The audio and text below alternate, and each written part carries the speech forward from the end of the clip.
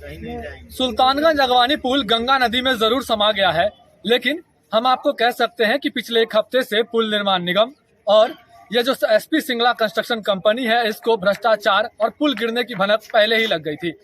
इसलिए स्थानीय लोग बताते हैं कि एक हफ्ते पहले पुल में दरार आ गया था और जिस दिन रविवार के दिन यह दुर्घटना हुई, यह बड़ा हादसा हुआ, उस दिन इंजीनियर की टीम सुबह 10 बजे पुल पर आकर पुल की जांच की, निरीक्षण की और निरीक्षण के दौरान शायद उन्हें यह मालूम पड़ गया होगा कि अब से कुछ ही देर बाद या कुछ ही दिनों में यह पुल जमींदोज हो जाएगा, नदी में समा जाएगा। इसलिए वह 2 बजे तक पूरा इलाका खाली करके यहाँ से फरार हो गए। ना ही यहाँ पर प्रोजेक्ट मैनेजर है, ना ही यहाँ पर इंजीनियर की टीम है और ना ही एसपी सिंगला कंस्ट्रक्शन के कोई भी यहाँ पर वरीय अधिकारी मौजूद है। इस बात जो अभी हमने बात कही, इसमें कितनी सच्चाई है, आप बताएं।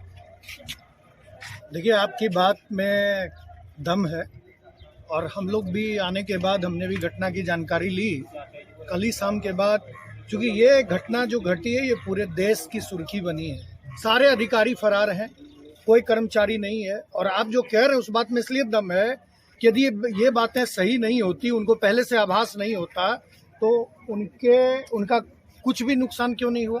वहाँ से सारी मशीनरी को क्यों पहले से हटा लिया गया था? उनका जो मेन पावर था वो पहले से क्यों यहाँ से हटा के कहीं दूसरी जगह डिप्लॉय किया गया?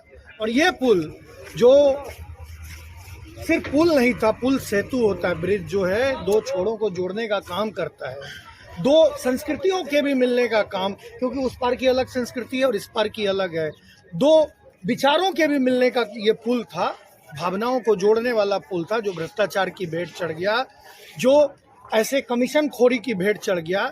और फिर से गंगा मैया ने पापियों के पाप धोने के लिए, जो वो गाना है ना कि राम तेरी गंगा मैली हो गई पापियों के पाप धोते धोते, तो वैसे पापियों के पाप धोने के लिए गंगा मैया ने पूरे पुल को ही खुद में समा लिया और ना आंधी चली, ना तूफान आया, ना बारिश हुई और 40 डिग्री से ऊपर टेम्परेचर गया, पुल ने खुद गंगा में छलांग लगा के जल समाधि ले ली कि ऐसे भ्रष्टाचारियों से हे प्रभु हमको बचाना, जो कंक्रीट की जगह, जो रेती की जगह, जो सरिया की जगह घटिया मटेरियल का उपयोग कर रहे थे।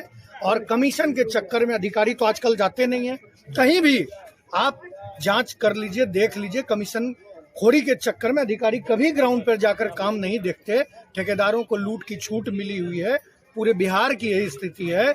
और उसका परिणाम है कि यदि सरकार पहले से जगी होती, पिछली बार जब पुल गिरा था, सरकार ने यदि सख्त कार्रवाई की होती तो एसपी सिंगला जैसी कंपनी ये हिमाकत नहीं करती। और सरकार ने तो इनको पुरस्कार दिया, पुरस्कृत कर दिया। यहाँ पर जब पिछली बार पुल गिरा तो अभी 2 महीने पहले वहाँ पर भागलपुर का जो 4 लेन का पुल बनना है विक्रमशिला सेतु पर पैरेलल, उसको समानांतर पुल फिर इसी एसपी सिंगला को दे दिया है। तो मैं तो ये भी मांग करता हूँ कि जो पाए बचे कुछ हैं उसकी भी जांच कर ली जाए। आप समझिए कि यदि ये पुल चालू हो गया होता और फिर गिर गया होता तो कितने लोगों की जानें जाती। इसलिए हैं करीब 9 साल 10 साल हो गया, अब पता नहीं फिर 10 साल लगेगा, कितना साल, इसके लिए कौन दोषी है? ये जनता सरकार चुनती है, अपनी भावनाओं के अनुरूप जनप्रतिनिधि चुनता है। ऐसे ही लोग तो जिम्मेदार हैं, उनको अपनी जिम्मेदारी का एहसास होना चाहिए।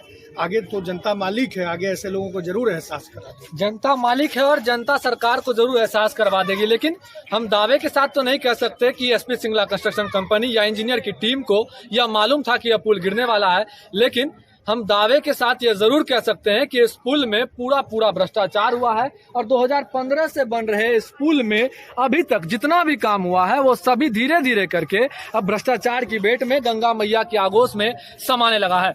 जरूरत है तो इस पर सरकार को एक कठोर जांच करवाने की, और उम्मीद यहाँ के स्थानीय भी यही कर रहे हैं कि इस पुल को पूरी तरह से तोड़कर एक नए सिरे से इसका निर्माण करवाया जाए।